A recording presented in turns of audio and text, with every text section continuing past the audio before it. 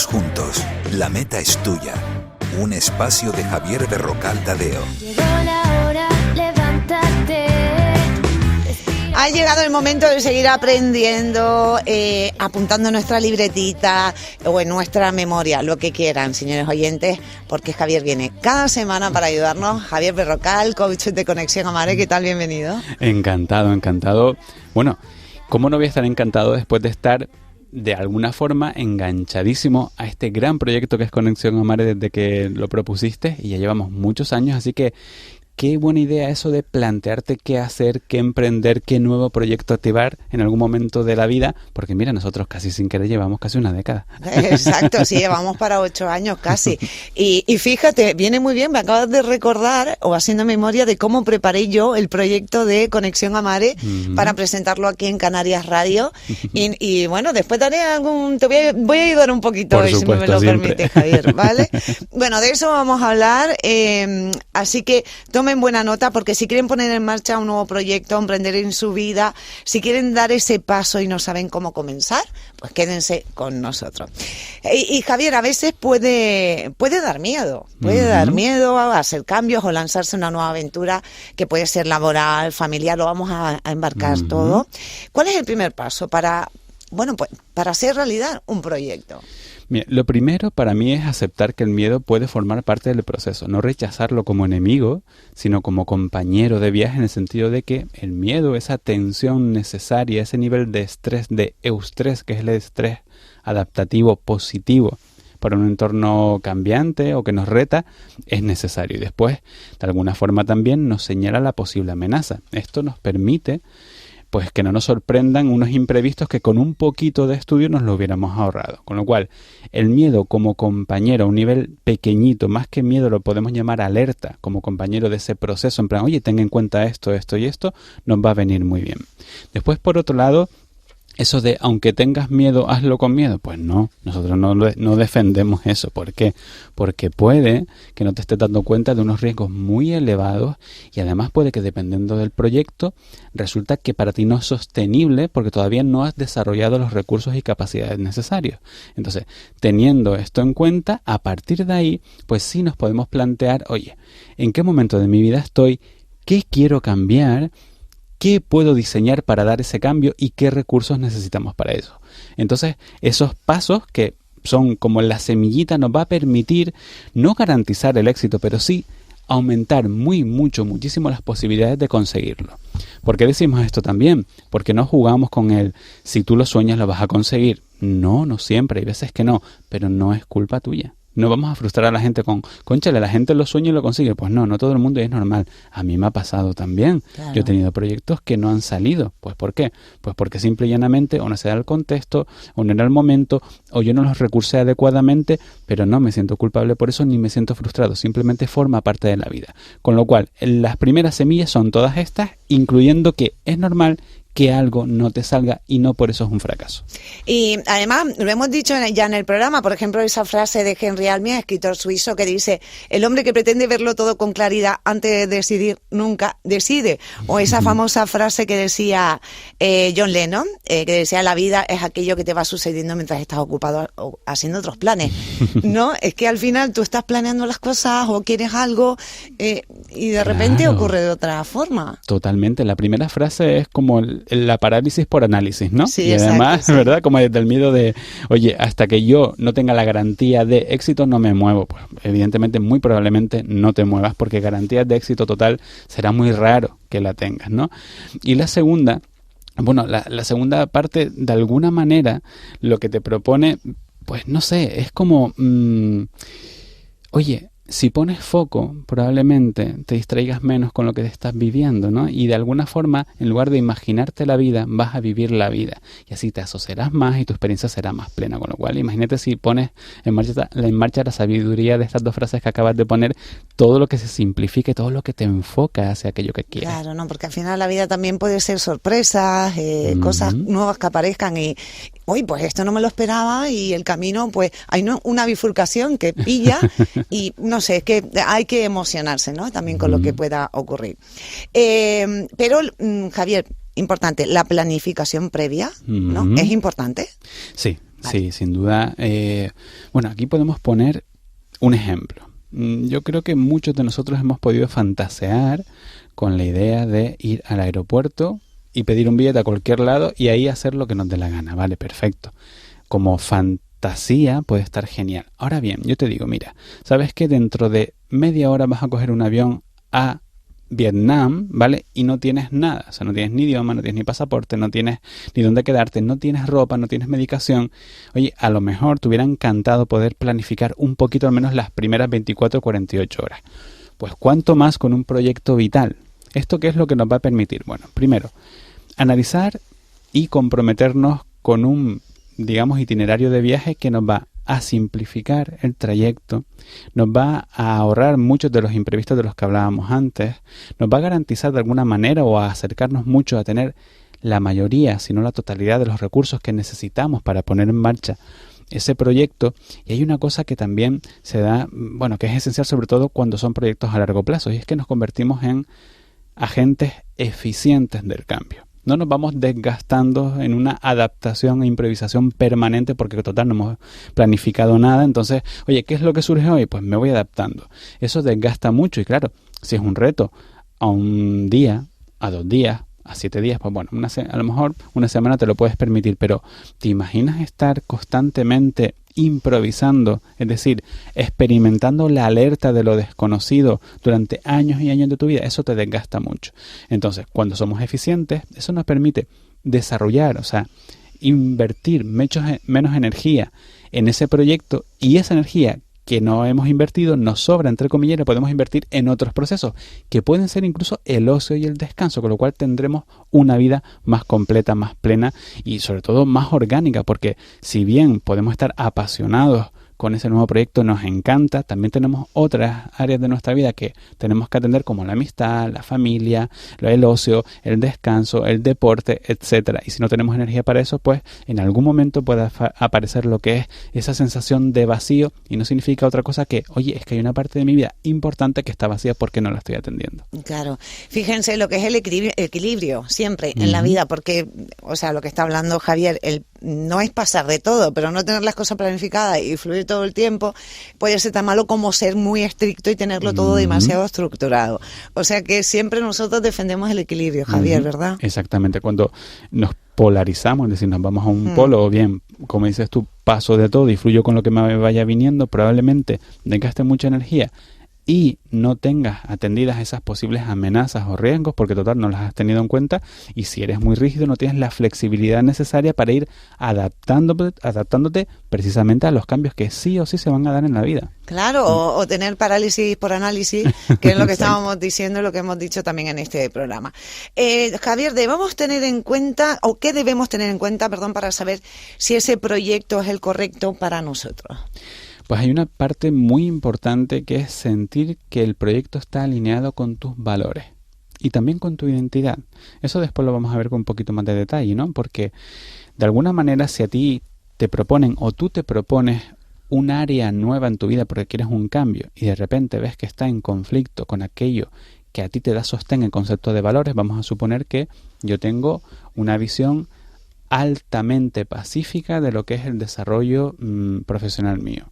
Pero de repente me dicen, no, es que tú vales para ser agente de bolsa. Y eso resulta que es súper competitivo. Entonces, ¿qué pasa? Voy a entrar en conflicto con mis valores. Y a lo mejor se me da genial la matemática, el análisis proyectivo de las líneas de inversión, el análisis de riesgo, el manejo de capitales. Pero resulta que eso no es suficiente porque yo me voy a casa cansado, enfadado, desmotivado y muy molesto porque me estoy desarrollando en un terreno en el que tengo que competir constantemente con otros y yo no me siento identificado con eso. Mi identidad y mis valores que sostienen esa identidad no están siendo honrados, sino que están siendo lesionados además por mí.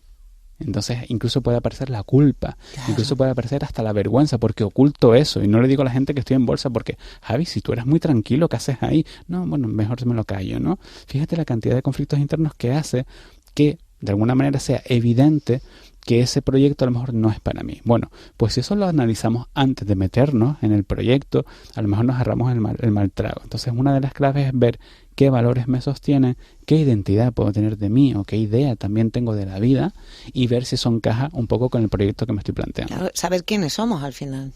Entre otras cosas, fíjate, el quiénes somos, ¿no? El quién es el nivel de identidad, los niveles neurológicos de la PNL, y eso de alguna forma lo que hace es que nos pone delante de un espejo y nos dice, oye, yo me identifico, por eso lo de identidad, yo me identifico con este elemento, esta cualidad, pero es que además se da como la doble cara de la moneda. Yo me identifico con esto y muy probablemente puedo deducir que no me identifico con lo contrario. Y aquí se ve bien el ejemplo que hemos puesto. Lo que es un entorno pacífico colaborativo versus un entorno competitivo que es más agresivo, ¿no? Bueno, pues ahí están los dos primeros puntitos, ¿no? Saber quiénes somos y sentirnos a gusto con el proyecto y con nosotros mismos al final haciendo ese proyecto. Y también el enfoque de la idea, ¿no? Tenemos que mantener ese enfoque e ilusionarnos, puede ser, ¿no? Voy a poner la semillita y ahora dentro de un tiempo va a florecer. Muy bien, mira, aquí lo último que has dicho, dentro de un tiempo va a florecer, está genial cuando activamos la confianza. ¿Por qué? Pues porque cuando alimentamos la confianza se atenúa la emoción miedo. Que si bien vimos que si es un miedo racional, más que miedo, la alerta necesaria que nos provoca el estrés necesario nos ayuda, pues bueno, se trata de conseguir que esto no nos secuestre, que la emoción miedo no nos secuestre. ¿Y cómo lo hacemos? Alimentando la confianza. Eso no es positivismo en plan, sí o sí lo voy a conseguir. No, estamos diciendo, oye, yo confío en que el plan puede estar bien diseñado, que lo voy a recursar, que voy a estar revisando el plan además constantemente para hacer las modificaciones necesarias, y ahí yo ya lo hago desde una calma no temerosa. Pero además lo que vamos a hacer es que de alguna manera esa ilusión que tú nombrabas lo que hace es introducir una emoción que me impulsa. Si yo me ilusiono con un objetivo, me impulsa para conseguir el objetivo, porque no solamente lo estoy pensando, sino que lo estoy sintiendo, lo estoy experimentando. Y cuando esa experimentación, esa sensación, esa fisiología es de bienestar, es de dopamina, porque refuerza mis pasos, wow, lo que hace es que me impulsa a dar el siguiente paso. Y después hablabas al principio de lo que es el foco, enfocarte. Bien, enfocarte te permite, lo que decíamos antes, mirar hacia aquello que colabora en la consecución de mi objetivo. Es decir, no me desenfoco, ¿vale? Ni me disperso. Simplemente, como un láser, apunto hacia allí y me permite poner toda mi energía, toda mi atención y todos mis recursos de los que hemos hablado antes para conseguir el objetivo. Pero es que, además, ojo, aquí hay un matiz que a nosotros nos gusta decir mucho, y es que el enfoque tiene que comportarse como una brújula, no como un mapa. Me voy a explicar mejor. Si hay un mapa y tú dices, oye, yo tengo que ir de este árbol a este otro árbol, después cruzar por esta sequía, después cruzar por ese río, y después el río ese lo voy a cruzar por el puente X. ¿Qué pasa si se cae el puente? Porque ya se me fastidió el plan. Entonces, eso es un mapa. Un mapa es como muy estricto, que es lo que decíamos antes, que tampoco ayuda mucho. Una brújula nos orienta y nos dice, bueno, pues después de ese camino está esa colina, después de esa colina está ese valle, y yo quiero llegar a la siguiente colina. Y ya iré analizando el camino, analizando para planificarlo, y me iré adaptando a él cuando sea necesario. Por eso el foco te permite orientarte, pero hay que flexibilizarlo y convertirlo en lugar de en un mapa, en una brújula. Después la brújula va conformando a medida que vamos avanzando los mapas con un poquito de antelación, eso sí, que forma parte de lo que es la planificación. Bueno, para que vean, en la historia pueden existir, películas que han tardado 10 años en rodarse, libros que pues han tardado 5 o 6 años en escribirse, un montón de historias, y después casos un poquito más fuertes de planificación, que se han hecho estudios, por ejemplo, el accidente de los Andes, del avión, cómo ellos planificaron todo esa caminata en la que podían morir, ¿no? Nando, por ejemplo, ¿no? Que decía, yo voy a llegar al otro lado. Todo eso son historias que ayudan muchísimo a hacer estudio de cómo se comporta el ser humano en diferentes situaciones. Totalmente, además en eso, en un momento de crisis, de ¿no? Crisis. Ahí fíjate que el estrés es un perfecto aliado. Tú imagínate intentar cruzar esa cordillera, ¿no? de los Andes totalmente relajado, pachorriento, como decimos aquí en Canarias. Con un equipo preparado. ¿No? Sí. Pero tú imagínate hacerlo de esa forma e ir, que bueno, me da igual ya, si no llego mañana llegaré pasado. Pues no, porque a lo mejor si te retrasas resulta que tienes un problema, porque te coges la noche, porque coges frío, etcétera, etcétera. Entonces, cierto nivel de estrés, aquí lo vemos muy claramente, es necesaria y cierta planificación también, porque probablemente ellos antes de emprender el viaje analizaron cuál era la ruta más eficiente, donde se podían cansar menos, en qué momento era mejor salir, en qué momento, a qué hora, ¿no? Para que no le cogiera determinadas temperaturas y determinadas características de la noche o del día. Entonces la planificación y el estrés es necesario también, sí. Bueno, lo hemos puesto como ejemplo para que entiendan un poquito más. Hemos hablado un poco de el ser, ¿no? De cómo nos comportamos, cómo pensamos, pero después en el hacer vamos a dar algunos tips, que nos quedan 2 minutitos nada más, para saber primero cómo podemos establecer esas ideas y tenerlas claras. Lo ideal es ver la importancia de pasar de la idea a la acción, porque un sueño también orienta, un sueño también impulsa, estimula, ilusiona, pero si no lo llevas a la acción, no transforma. Y si no transformas lo que tienes, no vas a ver el cambio, por lo tanto no vas a ver el fruto. Entonces, el primer paso yo diría que es ese. Después hay otros más, claro que sí. De alguna forma, también ser constante, ¿vale? Con los pasos que tú previamente has planificado. También revisar esos mismos pasos para saber si estás consiguiendo seguir más o menos el ritmo que tú te habías propuesto. Yo lo que normalmente propongo es determinar balizas de avance. ¿Qué quiere decir esto? Bueno, pues si yo sé que de aquí quiero ir hacia el norte y allí veo aquella colina y allí veo aquel árbol más o menos como referencia y aquel valle, pues a mí lo que me indicará que voy avanzando es identificar esos indicadores, es decir, me indican esas balizas que voy avanzando. Si yo en algún momento me veo que me he despistado y no he alcanzado alguno de esos puntos, me pregunto qué es lo que ha hecho que eso sea así. Oye, si es porque me he despistado, pues a lo mejor necesito una corrección, pero si es que he hallado un camino más eficiente, lo incorporo al proyecto y enriquezco el proyecto a través de ese cambio que quizás era inesperado, pero las revisiones permiten eso. De alguna forma reconstruirse en base al error y también mejorar el proceso a medida que vamos adquiriendo datos, información y éxitos. Bueno, pues ya lo ven. Espero que le haya ayudado, yo creo que sí, todo lo que nos ha contado el coach de Conexión a Mare, Javier Berrocal Tadeo, sobre cómo lanzarnos a un proyecto, a un cambio, lo que sea, una ilusión, un sueño en nuestra vida. Y gracias, Javier, como siempre, por la ayuda. Faltaría más. Gracias a ustedes. Un abrazo. Hasta la semana que viene. Hasta la semana que viene. Bueno, pues recuerden que pueden conocer mejor al coach de nuestro programa en su página web www.javierberrocaltadeo.com. Recuerden también que Javier está realizando retiros en la isla de Gran Canaria. Tienen más información en www.ensoyuniverse.com. Y recuerden también nuestras vías de contacto, nuestro correo electrónico conexionamare@canariasradio.es. Estamos en Facebook, en Instagram, tenemos nuestro canal de YouTube y también en Spotify y nuestra web www.conexionamare.com. Y agradecimiento especial a nuestro patrocinador de Conexión a Mare, Servicios Medioambientales Canarios. Sermecan lanza promoción de invierno de depuradoras compactas con ozono para reutilización de riego. Sus depuradoras compactas son de fácil instalación y poco mantenimiento, con desinfección por ozono, sin consumibles, apto para riego ornamental y frutos. Sermecan apuesta por la economía circular y el aprovechamiento del agua. Pide presupuesto sin compromiso en su web www.sermecan.es, también con venta tienda online. Sermecan, cuida de tu aire y tu agua, cuida de Canarias.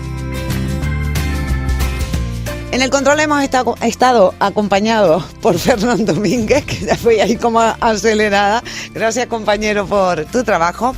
Y hoy nos vamos a despedir con una cita de William Shakespeare, escritor británico del siglo XVI y XVII, y dice así: no trates de guiar al que pretende elegir por sí su propio camino. ¡Feliz semana!